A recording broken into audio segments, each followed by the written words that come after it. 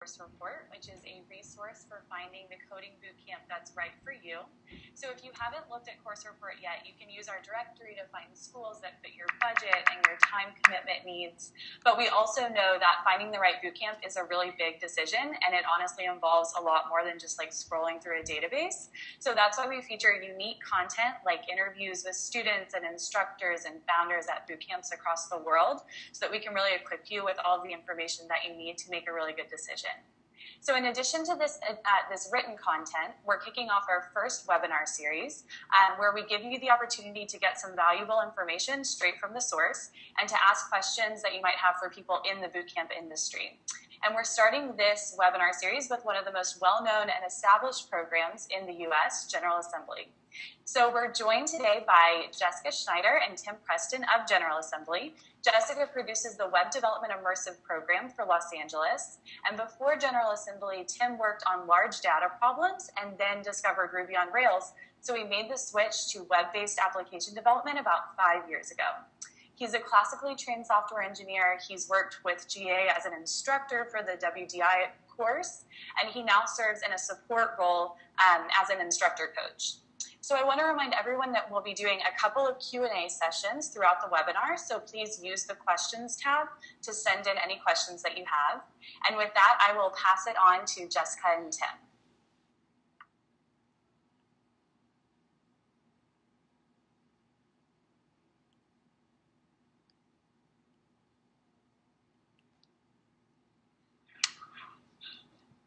Hi, this is Jessica Schneider here at General Assembly in Los Angeles.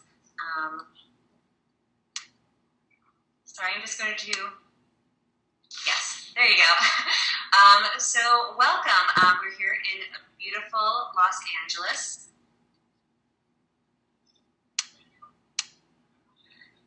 Hi, sorry about that everyone, hopefully you hung in there for a second.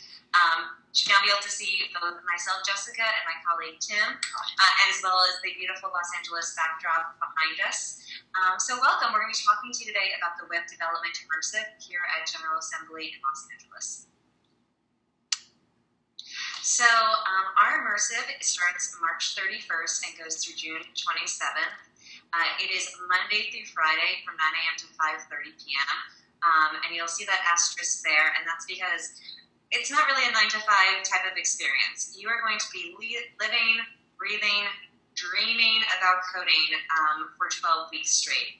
It is totally all-encompassing in this amazing, somewhat exhausting, and incredibly rewarding way. There's only one holiday, May 26th, Memorial Day. Otherwise, for those 12 weeks, for the bonus orientation week at the beginning, you're going to be here at General Assembly in LA. So my name is Jessica, and as Liz mentioned, I'm the producer. Really what that means is I'm here to make the students, make sure the students have an amazing experience, feel supported, make sure the instructional team is supported, make sure just everything runs smoothly day to day. And Tim can tell you a little bit about his role. Hi, my name is Tim. I've been working with WDI. This is actually the third one that I've seen, third iteration. We're constantly improving, and at the moment, as previously mentioned, I'm working with more of a coaching role for instructors. So in the next about 40 minutes or so, maybe a little less, we're going to go over overview of General Assembly, about our instructional team, what it's like to be a student here, go over what you're going to learn, and what you're going to create, and there'll be a few opportunities, as Liz mentioned, for Q&A. So about General Assembly, maybe some of you have heard of us before. General Assembly is a global network of campuses for individuals seeking opportunities in education and technology, business, and design. We started in 2011 in New York, just as a space for entrepreneurs, people in technology to come together and share ideas and build things. And what happened in this very organic way is data scientists started teaching web designers, digital marketers wanted to learn about user experience, and classes just started kind of happening on their own. And today, that's really kind of at the heart of what we do, is education. We are a global network. We're in all of these cities. And that really means two things as a student at GA here in Los Angeles. The first thing is that once you finish one of our programs, you're part of this amazing worldwide network. You can move to any of these cities and immediately be clued into the technology scene there. The second thing it means is that we are constantly sharing best practices between campuses. So if New York has an amazing idea or a lab or addition to the curriculum that they're excited about, or maybe something they've noticed with employers that they're looking for in WDI grads, they can share that knowledge with us and we can incorporate it into what we do. And like Tim said, we're constantly improving our product. So having this network and being able to share all these ideas is amazing. I'll let Tim tell you a little bit about the instructional team. At GA, we take instruction very seriously, and whilst we constantly improve the course, we also constantly improve the instructors. The instructional team that we have lined up for the next WDI, I feel is very impressive. They all have a very extensive technical background, which is what we look for in instructors, and they all have a background in education, whether they've taught WDI before, in some cases 2 times, or they've worked, some of them have worked in the K-12 education industry as teachers, so they're very well experienced. We also have a couple of former students, so that brings an interesting mix to the team because they're very well versed in what it's like to be a student and they can relate to you guys one-on-one very well.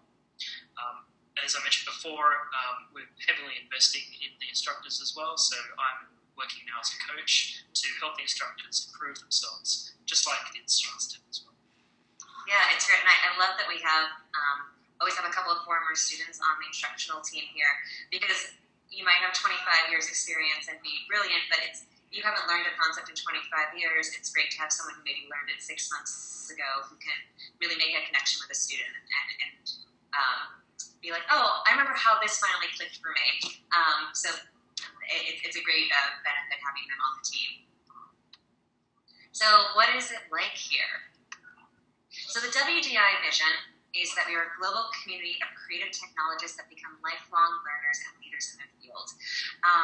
The lifelong learners, I think, is very key to what we do here. We want people to take a program like WDI as the start of their journey as a programmer. You're learning languages, and we'll get into some of that a little bit later, but you're learning how to learn coding. Technologies, new ones come up every year. It's a field that's constantly expanding, and by taking a program like WDI, you're really setting yourself up for success, that you'll be able to teach yourself those new technologies because you've been through this experience. The creative and leaders is underlined because we're not just looking for people to program. We want people to be programmers in the broader sense. A lot of people who come through this program, they want to be entrepreneurs. They have a startup idea. And we have just resources here to really encourage that. So a few things that we'll kind of get into deeper as we go. But WDI is a self-directed program. This allows us to impart the skills necessary for our students to continue to teach themselves after WDI. It's a holistic environment. We nurture our students' technical skills, non-technical skills, networking, job search abilities, as well as their emotional state. And it's project-based learning. It's very important when students leave this program, if they want to enter the job world, that they have a portfolio that shows what they're capable of accomplishing. And a typical day in the life. So our days start with stand-ups, and maybe Tim, as a former programmer, you can explain what that is. Sure. So a stand-up is a team communication technique that's actually, we borrowed that directly from the industry. A lot of software teams, especially web programming teams, employ stand-ups in the morning just to synchronize and make sure the team's on the same page. So we actually take that directly across to WDI to give students a real immersive experience. Great, and then typically most days we have 2 modules before lunch and 2 modules after lunch. And by module, that could be a lesson on a technology subject, it could be a discussion, teaching one of those kind of softer, holistic skills we discussed, or it could be project time. You're not going to be in the classroom from 9 to 5:30, 5 days a week. It is broken up with different opportunities to take the things that you're learning and put them into practice in your project. And then you'll see at the end of the day, 5:30 to 10, it says project work. That can mean a lot of different things here at WDI. Right now in our lobby, we have a happy hour, and there's also students working on projects. Some students are going to a meetup this evening. It's a really immersive experience. So we highly recommend that to get the most out of the program, you take that end of day time to do something related to what you want your outcome can be, but that could be a wide range of things. And some nights you might just need to go do yoga or go grab a drink with someone who knows nothing about programming to really clear your mind, and we encourage that as well. So I'm going to take a moment to pause and ask Liz if we have any questions coming in. Yeah, all right, thanks y'all so much. That was a great introduction to WDI. So I have a couple of questions that people have emailed me before the webinar, but of course if you're in the webinar, please feel free to use that questions tab to ask any questions that you have as we continue. So Tessa had a question, so how long has WDI existed and when did it open in LA? Both great questions. So as I mentioned, GA as a company started in 2011 in New York. The first WDI launched September 2012, and our first one was this past summer. So we have 40 alumni currently out there in the world. We have another 40 students who are going through the program right now, and about to start our next one on March 31st. Cool. It's a great alumni network. It is. Okay, and then Adam had sent in a question. What typically happens during lunch? Do you do anything special, or is it just sort of time to yourself? And Tim, you can jump in, but it really varies. We have speakers here all the time during lunch, great opportunities to network with local tech companies and entrepreneurs. It's really amazing about GA. It is such a hub, particularly on the west side of Los Angeles. So during lunch times, we had company code wars here on Wednesday, demoing the product and doing a Q&A with the students. We had a panel of startup CEOs last Friday. So often during lunch, there's things happening in the space. Otherwise, students work on projects. Sometimes, they just need a break. They'll go for a walk. We're 2 blocks from the beach. So sometimes people go picnic. We've had picnics on the beach just to relax and to wind down a little bit.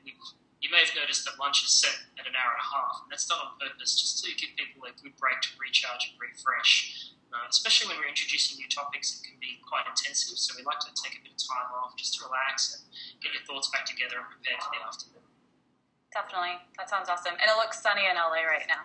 It's gorgeous. Beautiful. Birds flying everywhere. So we've got another question. So Rad wants to know if he needs to live in LA to do the LA WDI.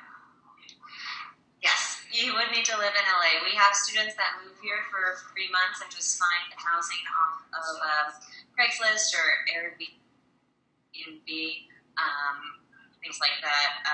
And unfortunately, if you're not in LA, we do not have an online version of WDI. And so much of it is being in the space, being part of the network, getting to know the instructors and other students.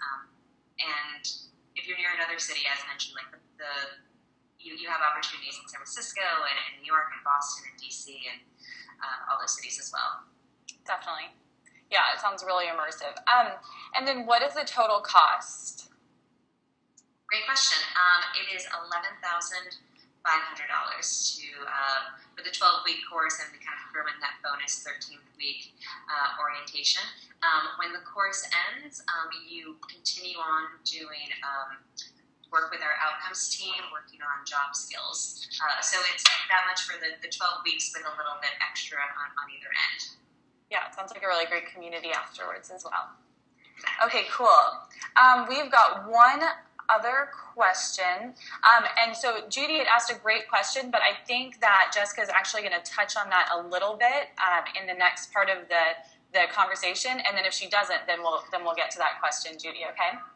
All right, so I'm going to mute myself and let Jessica and Tim continue. Okay, wonderful. Thanks so much.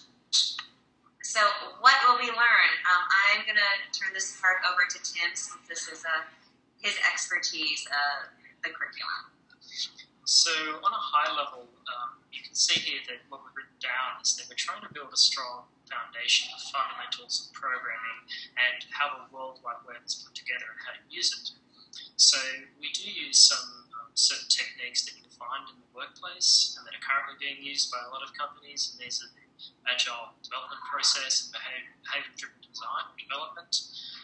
We also teach you really how to look for help and how to find help. So how you might use a tool like Google or something like that to help yourself rather than relying on people. We've got a lot of soft skills as far as working in teams, small teams and pair programming, which is two people sharing a computer, and also large teams as well, including some project management techniques. The real takeaway here is we're trying to teach you to be a self-sufficient developer so that you can build your own career and continue learning. On the next slide, you can see these are some of the technologies and some of the other areas that we touch. So we're always trying to teach the latest things that are out there in industry at the moment. So for World Wide Web and those types of areas, we're looking at HTML5 and CSS technologies. We look at some CSS frameworks like Bootstrap. AngularJS is an interesting technology that seems to be really upcoming at the moment. We do cover a lot of JavaScript as well, and jQuery. On the other side of the coin, which is the type of the web that you don't actually see as a consumer, so we call that the backend, we stick to Ruby on Rails as our framework of choice. We do some work with two different types of databases. We're looking at some of the technologies that tie them together. As far as skills are concerned and other techniques, we'll help you set up your computer so it's a proper web development environment. And that includes things like using terminal, tools like Git and GitHub. We show you how to deploy websites into a production-ready environment on the web. As I mentioned, we follow agile development practices, and we show you some project management tools that are used quite often. Pair programming. We do cover some computer science topics, which is always fun and popular. And we're always trying to teach best practices. And one of those, for example, is test-driven development, which we do cover in detail as well. Great. Could you maybe get into a little bit more, just because I'm always confused about this, the difference between front end and back end? Sure. So we do make a division between the two when we're talking about web application development. Front end is typically what you see in your web browser. So it'll be a web page, and there's links, and there's drop-down boxes and buttons to click, and other interactive elements. So this is all the stuff that you see as a consumer of the web. The back end is the stuff that consumers don't see. So this is all the server technology, all the databases that hold information. You may have heard about server farms that are popular with Facebook and Google. So that's all stored on the back end. And there's a lot of technology that, as a normal consumer, you wouldn't see, but we definitely dive deeper into that as well. Awesome. So the last thing on the slide in red is a new way of learning. So the focus of the traditional learning model is content. And what I mean by this, if you think of like any college class or high school class or middle school class you sat through, there's this expert, a teacher, professor, who knows everything on a given topic. And they take that topic and they parse it down into smaller topics, and they lecture you on it. And then they give you a quiz, they give you homework, maybe you have a project to do, and then most likely it gets graded on a curve, and then they say, you know it, and then they stamp your card and you finish the course. It's just about, they give you content and you give them content back. The immersive learning difference, what we do here is completely unlike that. It's all focused around skill acquisition. So there is still, as you'll see in our equation right here, there is still content, but the bigger focus is on new relevant skills. We want you to leave every lesson you have with an instructor with a new skill. And sometimes those skills could be just how to find content on your own, kind of like Tim was talking about being self-sufficient. One of our instructors, her favorite lesson to teach is how to Google like a programmer. So in the real world, programmers Google a lot. There's no reason to memorize everything.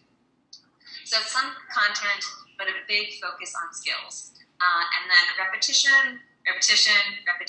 You do things again and again and again until they really start to sink in.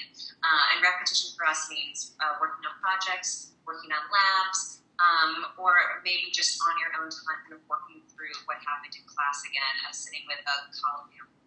So the person who sits next to you just kind of lean over and saying, let's talk this through.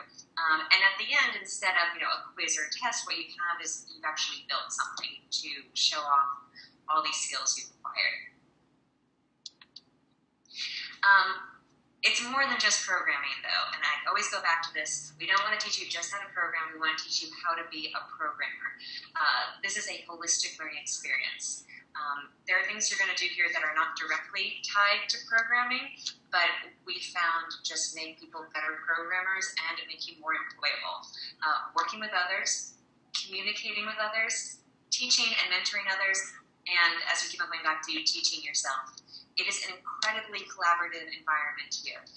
Everyone who goes through the admissions process, we really stress this because it's so much at the heart of what we do. We want you to think of your other people in this class network as your family. They're expected to teach you things. If you're confused, you're expected to teach them things if it's not clicking for them.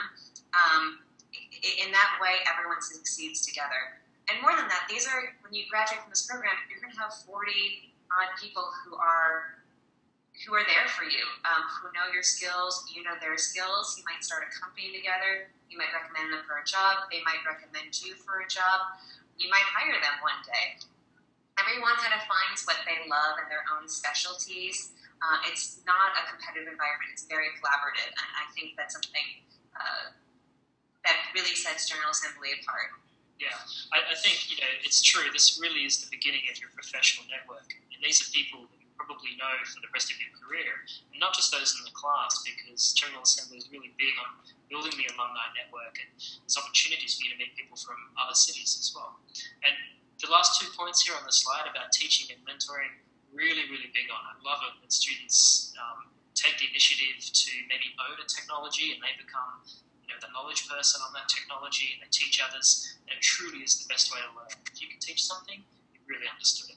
Yeah, just a couple of weeks ago, one of our students had figured out Facebook authentication on his own, and someone was over one shoulder, and then someone else was over his other shoulder, and pretty soon we just brought him to the front of the classroom, and he plugged in his computer and gave a 10-minute talk, and suddenly there's a huge group of people who now understand this topic, and it maybe was something that we've got to eventually in the syllabus, or maybe not, but at that moment there was just such excitement, and it's just a wonderful environment to be a part of.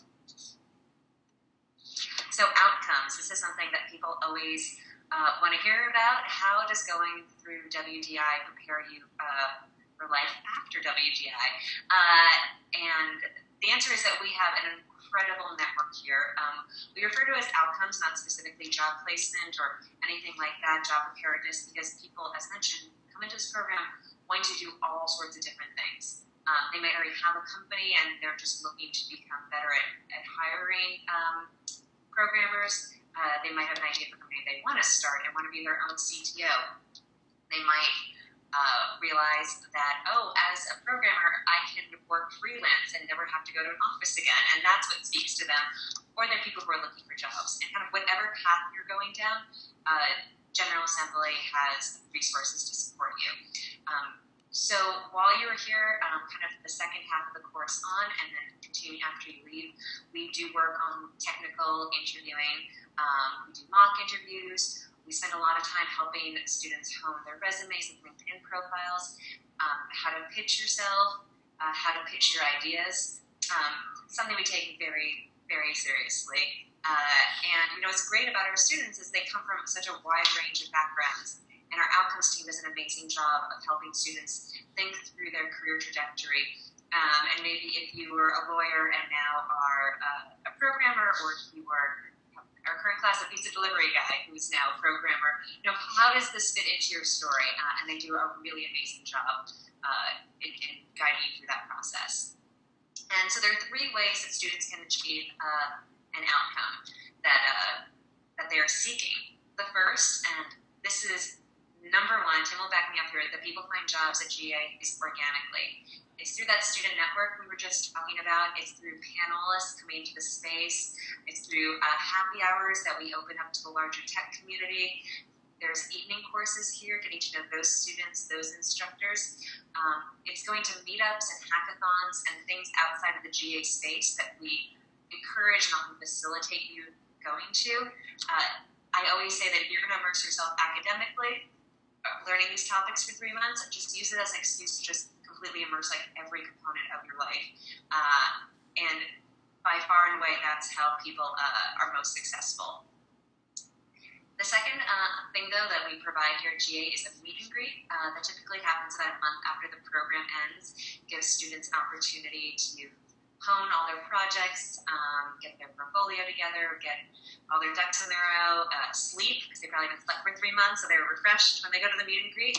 And it's kind of like a science fair. Every student has their laptop, their resumes, and they demo the work they've done during the course and talk to potential employers. And GA just packs the house with startups and entrepreneurs and VCs and other tech companies, and it's really amazing, and it's a great way to make connections. The second thing that we offer is our apprentice program.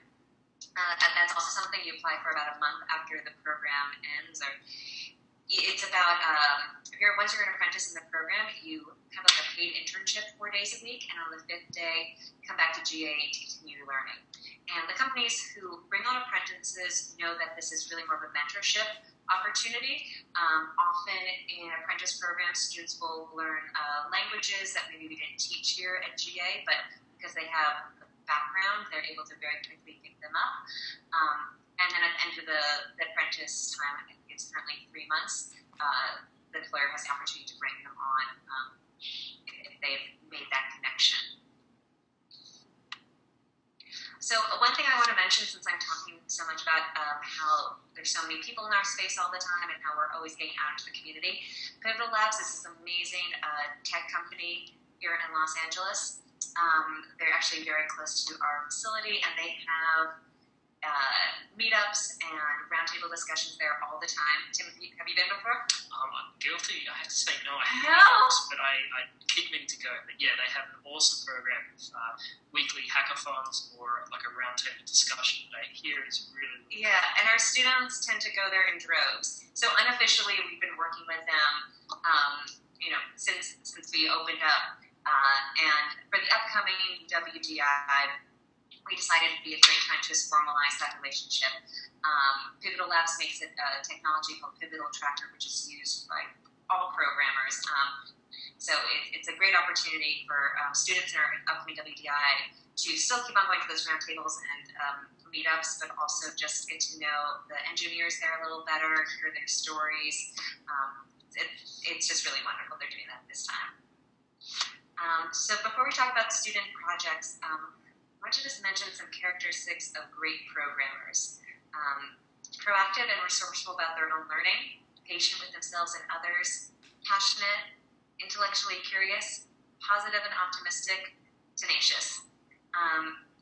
This is also what we're looking during our admissions process for in WDI students. There's a lot of, once you get in the door, things we can teach you. The technology side we can teach you. It's this list that is what we want you coming in with. These are like innate qualities that are going to make you successful. Tim, does that seem about right? It is right. And, we do look for these types of traits when we're interviewing potential students. We can help you grow them a little bit as well, and the course is strategically planned in such a way that we do try and hit these things. So, if you do come up against a roadblock, one of the techniques we try to teach you is a little bit of grit, the ability to sort of put your head down and work through the problem. So we do, if you're starting off with these traits, then we can definitely help you grow them as well. Amazing. And so we're going to wrap up with what will we create. So Tim will talk to you a little bit about our projects, and then we'll pull up some current student work and recent graduate work. So what you can see here is a general overview of what we're doing here in Los Angeles. We actually run the program with 4 projects, each project running about 3 weeks, which divides the 12 weeks up quite nicely. And the reason for that is the repetition that Jessica mentioned before. So when we start with project 1, we're actually really starting with sort of the front end side of things. We mentioned before, which is actually the preferred way of developing web applications, starting from the front, working your way down. So we do that on purpose to introduce you to that type of technique, but also just to give you a fairly gentle introduction to what we're doing. What we did this time was we got all these students to work on a tic-tac-toe application, so it was actually a game, and it was a two-player game. You can play on a cell phone, two cell phones, and play against each other. It's a really cool project to work on. From there, in Project 2, we introduce the back-end side of things, so we're working with Ruby and Ruby on Rails. We work with a particular database there that's very interesting at the moment. Then in Project 3 is a group project, so you'll be assigned other members for your team, and you'll work together towards a common goal, which is always fun, I think. And then the Project 4, what we've done this time is really open that up so that people can pursue individual interests, whatever it is that they have. If they're still interested in doing more Ruby, we'll work with them on doing that. If they want to try a new technology, we can advise them which one to try, and then we'll let them go with that. Great, so I'm going to show you, this is, our current cohort is in week 8, so they're just kind of the midst of group projects. It's exciting times. I'm just going to show you a couple of Project 2. So this is things that our students were able to accomplish after 6 weeks, and just incredible. I did screen grab, sorry. So this is one that one of our students made called Link Batch, which is a way just to organize links around the web, which is very simple but very useful. There's a way to sign in, and then you can click things off of different websites. And this is very much versatile and something that she now uses every day. Another one that I loved is Meal Mates. It's a student who's very health conscious, and it's a way for you to connect with people who have the same dietary preferences as you do, so you can find other people who are on the paleo diet and figure out a meal to go have together. Which is very cool. I'm going to exit out of my PowerPoint for a second and pull up. So for our most recent graduating class, I'm just going to show 2 projects quickly. This is one called Cadre, and this is a way for at events for people to connect and share contact information. So there's a couple ways you can use it. Either if you are someone who is setting up an event, you can set up a page and enable your guests to connect without ever having to exchange business cards. Or if you are someone attending an event, you can share your information with others and maybe some personal information that makes it a little easier to make a connection. So this is something that someone was able to create as their project 4. They put a few weeks of work into it during the class, and then when the immersive ended, they continued to work on it, and it's now live. You can go to it at beta.cadre.co. And another project, this is kind of a fun project that someone did called Uploadist, which I spent some time on today. It's kind of like Reddit, but for photos. So he has these different categories, and you can click on, say one of them's Google Glass in public, and you can see these numbers right here. If I was to be signed in, I'm not signed in right now, I can either vote a photo up or down, and that'll change where it is, if it is one of the better Google Glass photos or not. So it's a fun site, and it very much spoke to the sense of humor of the person who made it. And when he was out looking for jobs, this was an amazing calling card to say, look what I created from a technological standpoint, but also I got a sense of humor. So those are some examples of projects of week 6 and week 12. And I think we're now going to turn it back over to Liz for some Q&A. Yeah. I think we've got some questions, so that's great. Okay, so I'm going to go through a couple of the technical questions that we got, and then we've got some questions about outcomes, which we will touch on after that. Okay? All right, so we've got one question. Is the course Mac-friendly, or do we need a PC? I'll let Tim handle that one. It's definitely Mac-friendly. In fact, that's the platform that we recommend, but we can work with the other platforms as well. So generally, if you have a Mac laptop, that's perfect. We've got everything ready for you to get you set up. If you have a PC and you're running Linux, that's also quite good. We can work with that. We have had a couple of students with Windows machines. Requires a little bit more work, but it's not impossible. Cool. And then why do you teach Ruby as opposed to another backend language? What's the motivation behind that? Yeah, that's a really good question. It actually doesn't matter what language that we choose to teach, because we're really teaching the fundamentals behind programming. The language is just the example. But having said that, we do choose Ruby because at the moment it's kind of in its peak at the moment. It's super, super popular with a lot of startups, mainly because it's very, very good at prototyping, but it's also used in a lot of other larger companies as well. So if you look on the job boards, Ruby and Ruby on Rails is really in demand at the moment. So that's why we teach that. Cool. Okay, so what are the prerequisite educational skills that are needed to apply? Do people need to have a college degree? Do they need any technical background? What sort of makes people stand out? Yeah. People don't need a college degree, but we do look for people who have some sort of interest in technology. But even again, that's not really necessary. People that tend to do really well in the program, we have the traits up there on the previous slide, but people who are a little bit inquisitive and maybe tinker around with computers do really, really well. But we've also had people who have no technical background who really shone in the course as well. Yeah, in our current course, we have musicians and artists. We have randomly 2 people who studied massage. We have lawyers. We have people who've been to business school. It's such a variety of backgrounds. After you get into the course, you are given pre-work to do. Pre-work is about 50 hours. So if you are someone who's maybe fiddled around with code school and someone else maybe hasn't, by the end of the pre-work, it really levels people up, where they're kind of all entering in with at least a basic understanding of technologies and the language that is used to teach coding.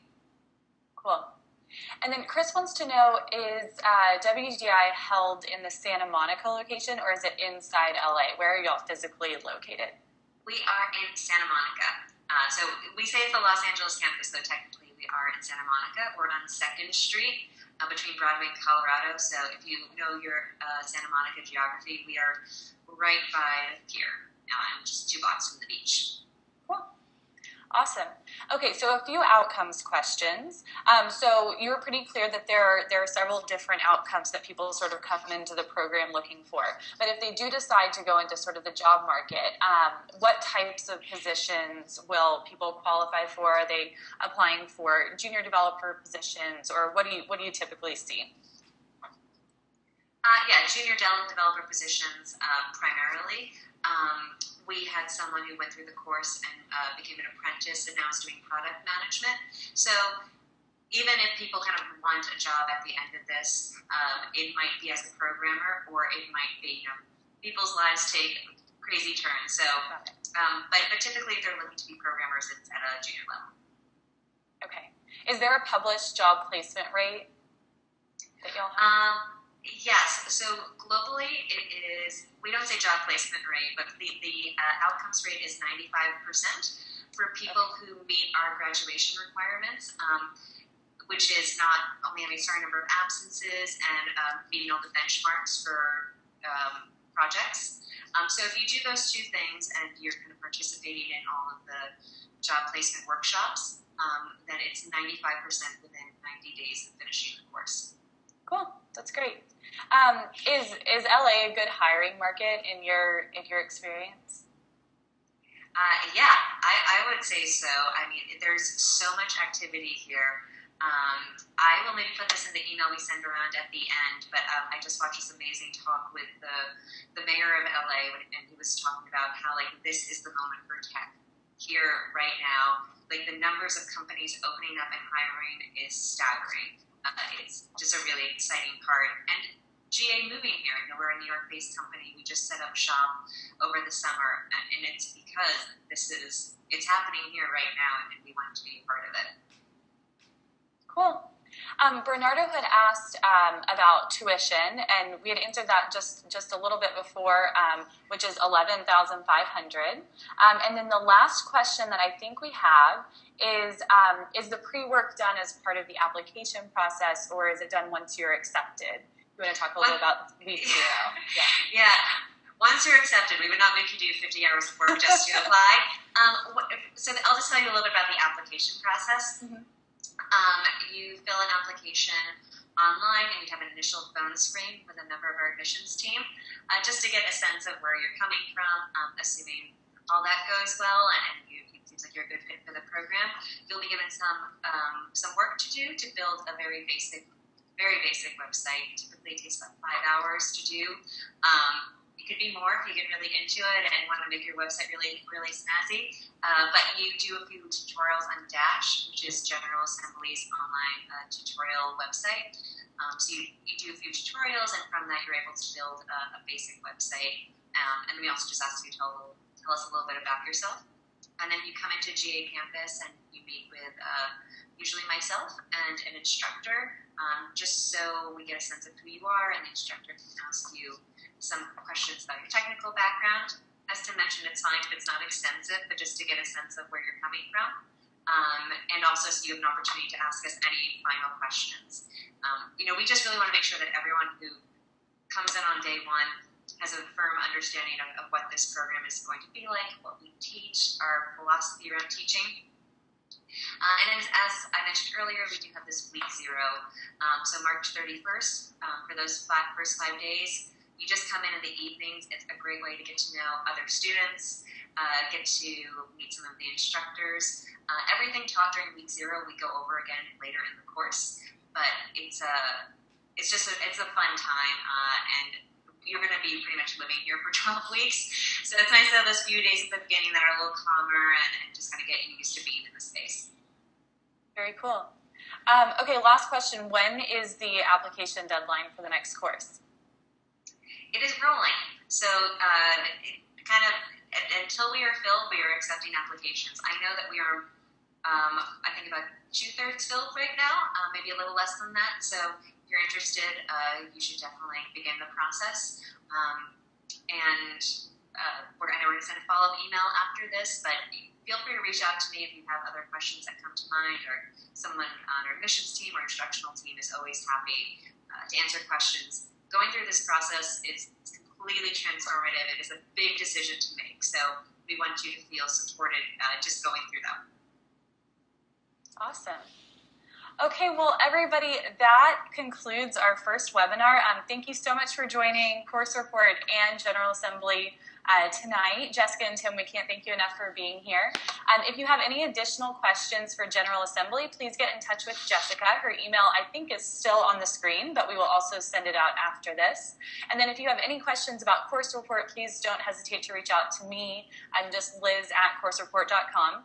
We'll send out the recording of this webinar after, so check your inboxes for that. And while this was the first webinar in our series, it certainly won't be the last, so please visit Course Report and sign up for our email list, and you'll get all of our future updates about webinars like this and interviews and all that good stuff. So we will sign off and see you soon. Thank you. Bye.